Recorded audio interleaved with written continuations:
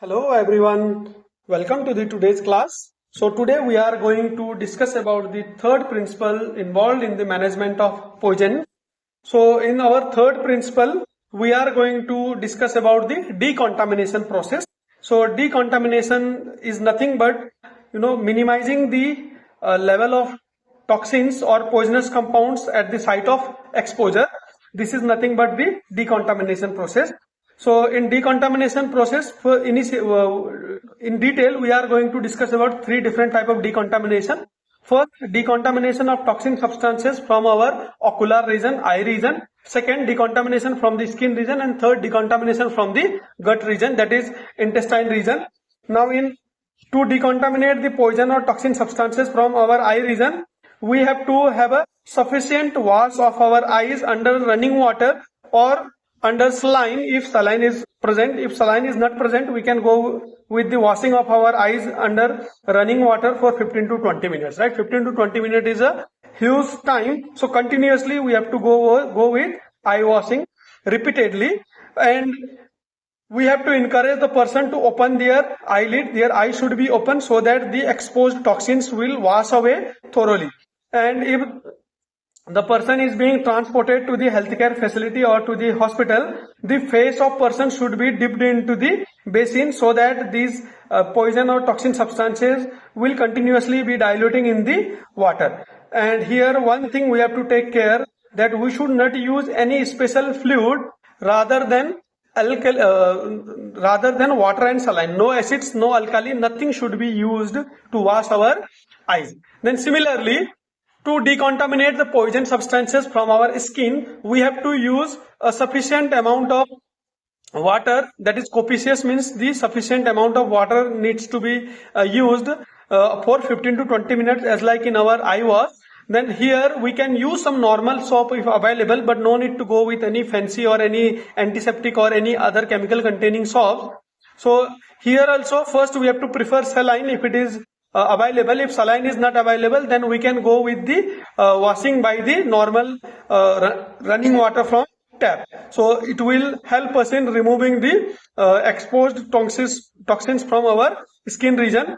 Then here also we have to take care that no any special solution should be used to decontaminate the skin. Then third type of decontamination is the gut decontamination, which is very, very important type of decontamination, because majority of toxins and poison substances are taken in our body through the ingestion route only. So we have to go with the gut decontamination process. Now this gut decontamination process or the decontamination process will cover our chapter 4 of our syllabus. So there are basically 5 different types of gut decontamination process. First is emesis. Emesis is nothing but induction of vomiting in the toxin patient. Second is the gastric lavage, where we will insert one nasogastric tube or Ryle's tube in the stomach of person, and we will try to wash the stomach and take out all the poison substances by diluting them. Third is the catharsis. Catharsis, we are going to use the purgatives or strong laxatives, and we will throw out the poison substances generally by urinary route. Okay, another is the activated charcoal. In the activated charcoal, we are going to give the activated charcoal. So this was one example of activated charcoal. It is having some rough structure, and this poison molecule will go and get absorbed with this activated charcoal, so that they are not freely available to do their harmful effect. Then another fifth point is the whole bowel irrigation. In the whole bowel irrigation, we will make a person to sit above the commode. Then we are going to give him some large bulky type of purgative substances. After taking them, the person will have the bulky diarrhea. Then in that diarrhea, the unabsorbed drugs will go through the fecal route. So that is the whole bowel irrigation. Here basic 5 point: emesis, gastric lavage, catharsis, activated charcoal, and whole bowel irrigations. Then we will see one by one these points. Now first point is the emesis point. Emesis is recommended by giving the ipecac syrup, that is the ipecac guanha. This is generally derived from a plant called chrysanthemum. So its active constituent is emetine. So that emetine will help in the emesis. Now this is recommended in a person who is in the hospital after the exposure within 1 hour. If the person have taken the solid drugs, then this emesis can be done if the person is there in hospital within 4 to 6 hours also. Then the dose of ipecac should be 15 ml in children, which is diluted in 250 ml of water. Similarly, among the adult, 30 ml of ipecac can be diluted in 500 ml of water, and it should be given to the patient, and the person should be conscious. That is the first condition, and person should be in the sitting position so that he can have the emesis. Then this can be repeated. The ipecac can be repeated after 30 minutes.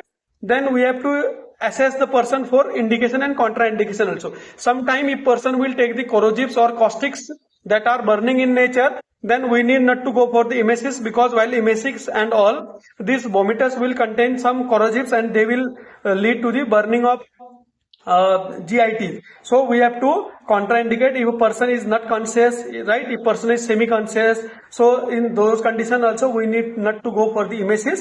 Right, some other emetics which are available in the markets are copper sulfate and zinc sulfate, but ipecac is still widely used. Even copper sulfate and zinc sulfate are also being used nowadays.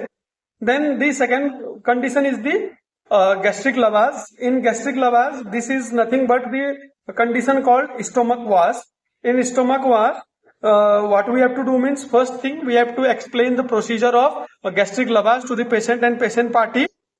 Then after that, what we have to do means, we have to prepare all the equipment, we have to follow the sterility process, we have to wear mask, then we have to insert one pipe inside the nasal area. Then after that we have to encourage patient to swallow that, and it will go to the gastric region. After that we can confirm whether this NG tube or Ryle's tube is there in stomach or not. We have to take 150 ml syringe and take out some fluid.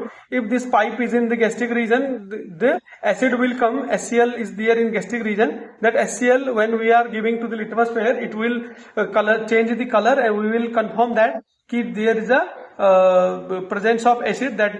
That means this NG tube is there in the gastric region, right? This gastric lavage also is done within 2 hours of ingestion. So whether there is a requirement or not, we have to see. And if there is an ingestion of some granules or tablets or some other large molecular weight substance, then this gastric lavage can be done after 2 hours also. So up to 4 to 6 hours this can be done. Then our third decontamination, gut decontamination process is the catharsis. This is another word. This is known as purification process. Here we will be giving the purgative, strong purgative. These purgatives will go into the GIT, and they will swallow a lot of water, and they will swell in size also, and they will form a bulky mass. Then this bulky mass will go and induce the diarrhea. So two different types of cathartic substances are there. One is the ionic substances, that is saline substance, that is magnesium citrate and magnesium sulfate.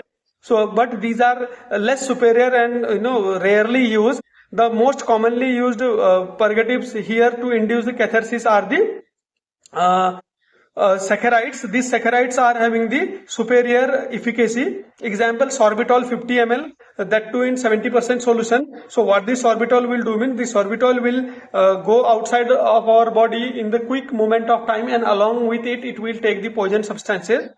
Then after the catharsis process, we will go with the activated charcoal. This is also known as medicinal charcoal. This is actually the fine black odorless and tasteless powder which is obtained after burning the wood, coconut shell, rice, and we have to steam it to activate it. Once activated, this activated charcoal will have a activated area for absorption. Now this small toxin substance will come to this activated charcoal, and they will get absorbed by activated charcoal. Now these poison substances, harmful substances, are not readily available to induce their activity. So how it works? It works by adsorption. What is the dose? 1 mg per kg up to 100 gram in the adult. How much? 100 gram in the adult, and up to 30 gram in the children's. Up to 30 gram in the children's, right? So that's how we have to go for the activated charcoal administration. Now our another important point in the gut decontamination is the whole bowel irrigation. So whole bowel irrigation is also known as hot gut lavage. So here what we are doing, we are giving very large dose of solutions via gastric lavage to produce a voluminous diarrhea.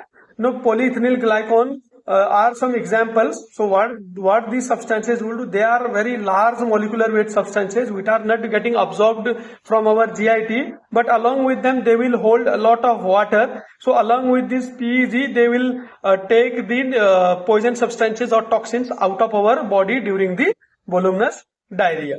So this is all about today's class, that is gut decontamination or the process of decontamination. This is the third principle in the decontamination. In today's class, what we have discussed means, in the decontamination process we are basically having three different types of decontamination. First decontamination is eye decontamination. So in eye decontamination, from 15 to 20 minutes we will keep on washing our eye by normal saline, or if there is a water availability we will wash it by water. Similarly, our another is the skin decontamination. Again, for skin decontamination we will wash our skin for 15 to 20 minutes by saline or water. Here some simple soap we can use, but we will not go with any chemical soaps.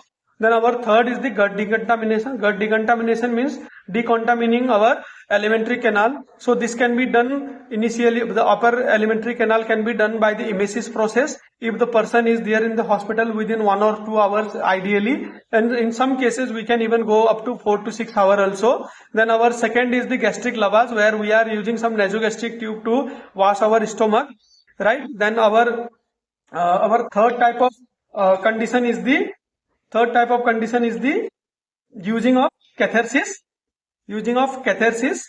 right? Then the fourth is the activated charcoal in order to reduce the absorption, and fifth is the whole bowel irrigation, where we are using the large molecular weight substances like PEG 3350. So these substances will retain large amount of water. Along with them, they will take poison out of the body. So in this way we can reduce the concentration of toxins or poison substances from our GIT, so that the availability of toxin substances will be less in our GIT to get absorbed in the systemic circulation. So this is the entire concept, that is the third concept or third principle of clinical toxicology, which is involved in the management of poisoning. So with this we are going to conclude today's class. So again, stay tuned for the similar lectures in the upcoming class. So please join my Telegram channel for getting the handwritten notes which I have prepared here, and please like, share and subscribe the channel and inform to your friends also. We will be having very fruitful sessions here. Thank you for your attentive listening.